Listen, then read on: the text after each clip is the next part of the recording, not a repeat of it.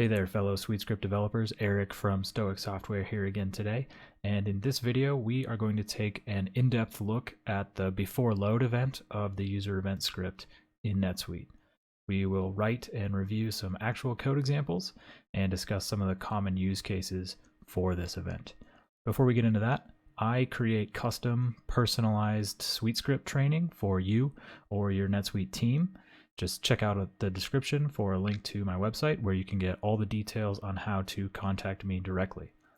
And with that, let's get started creating a simple user event script that will respond to a before load trigger.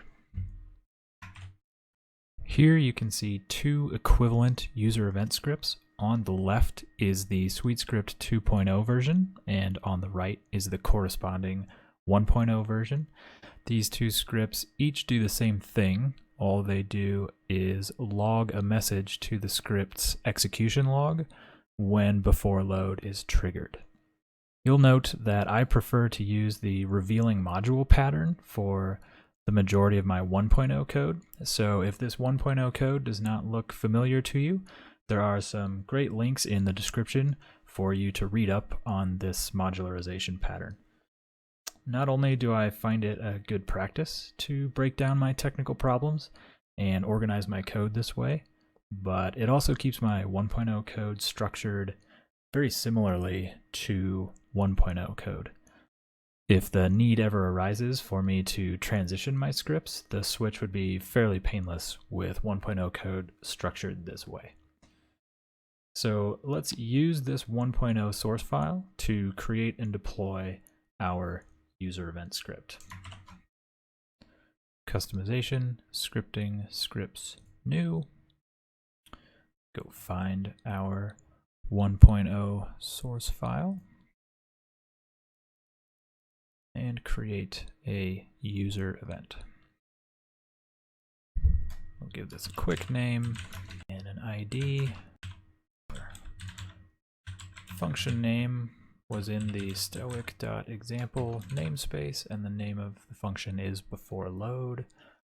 We're going to deploy this script to the employee record, an ID, and that should deploy our script.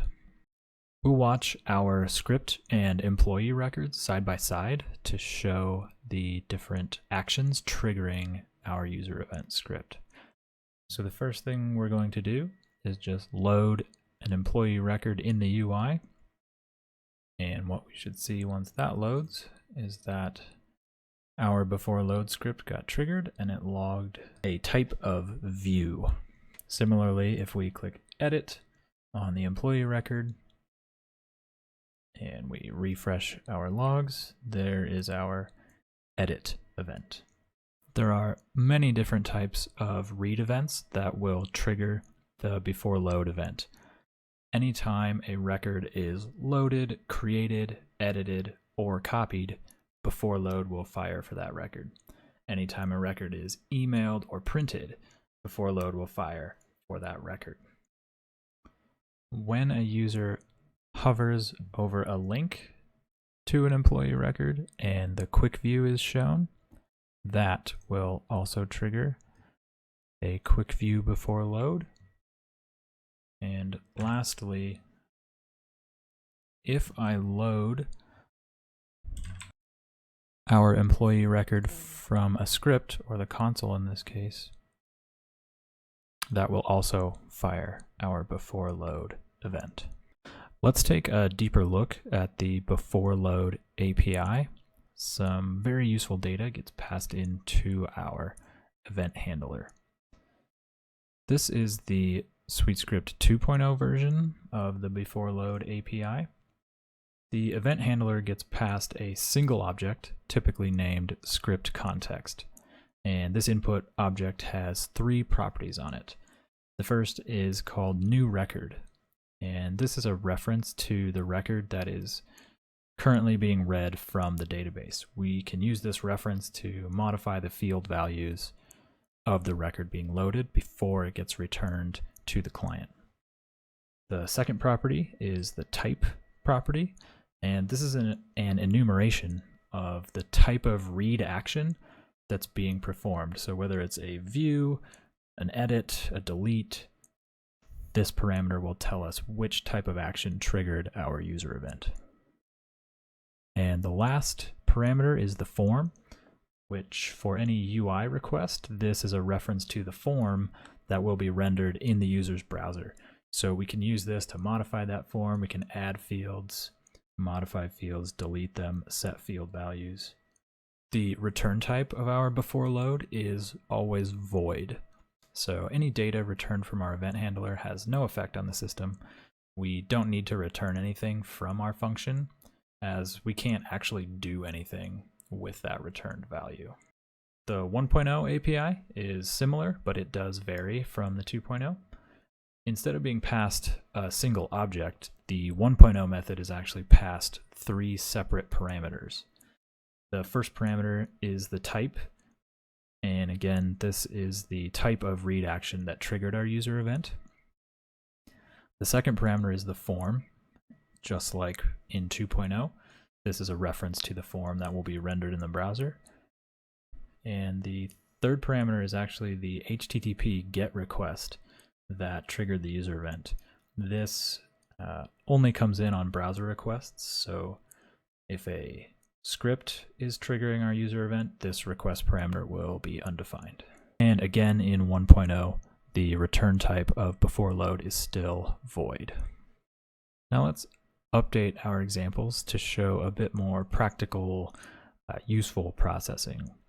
We will start by using our before load event to add a field to the form.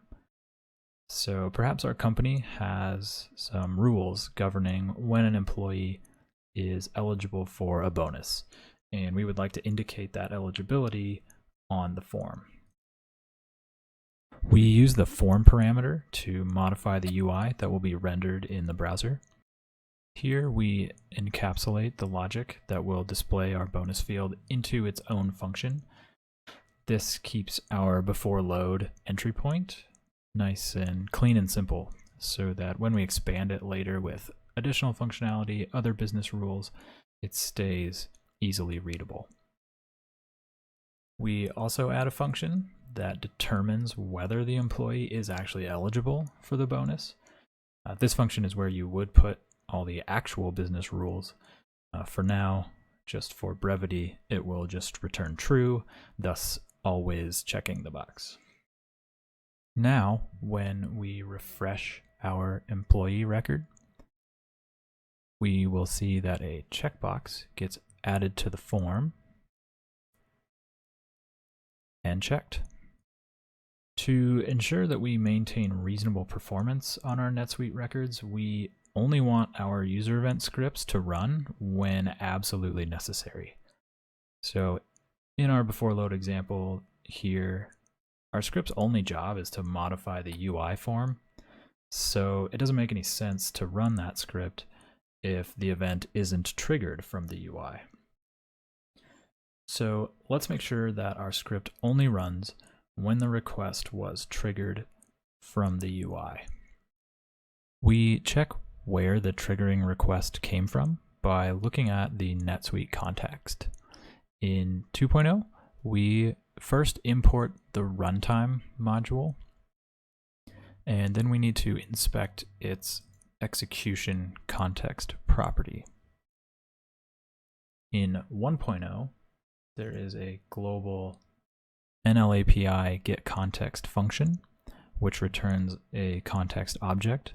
This context object has a getExecutionContext method, which tells us where the request came from. So we've added a function here that detects whether our request was triggered from the UI. We pass in the execution context and we compare that. In 2.0, there is an enumeration runtime.context_type, and so we compare the current context to user interface. In 1.0, there's no enumeration, we just need to compare it to the raw string user interface. With this conditional in place, if our request was not triggered from the UI, then we just exit our function immediately. We don't bother adding the field. So now our user event will no longer do unnecessary processing when it is triggered by anything besides the user interface. In addition to filtering our event based on the context, we can also narrow it down by the type of action that triggered our user event. And there are two ways that we can filter our events by the action. The first method is done by using our script's deployment record. This process will be the same for either 1.0 or 2.0 user events. Remember that we happen to be looking at a 1.0 script right here. We go to our deployment record. We want to edit it, and to restrict which event our deployment runs for, there is an event type field, and you can see a pretty significant list of the events that will trigger this script. So if we wanted our event to only be triggered when the records are viewed in the UI, we would set this field to view. Note that we can only select one event here. We cannot select multiple events. That is where the second method comes into play. The second method is done using code. Instead of only running on, say, view, perhaps we do want the form to be modified on most of those read actions. However, if the record is being deleted, there doesn't seem to be any reason to check if the employee is eligible for a bonus. So let's stop our script from running if the trigger action is delete. To determine what action is being performed, we compare against the type parameter. In 2.0, we look at the type property and we compare it against the user event type enumeration that exists on our context parameter. In this case, we want to compare that, or check rather, that when the type is delete, we just want to exit right away and not do anything. In 1.0, it's almost the same. Our type gets passed directly into the function, and we compare to the string delete. Note that there is no enumeration here in 1.0. So using this technique, you can combine conditionals and check against multiple action types and set up your conditions so that you filter your execution accordingly. Be aware that when we are comparing to the type parameter in 1.0, that type parameter is an object, it's not a string, and so we can't actually use the triple equals strict equality operator. We have to use the less strict double equals. And that will do it for our in-depth look at the before load user event. If you liked what you saw here, hit that thumbs up button. Go share what you learned with somebody else. I have plenty more NetSuite videos for you to watch right here on my channel. Hit that subscribe button to stay up to date on all my latest content. Thanks for watching. Keep learning, keep sharing, and I'll see you next time.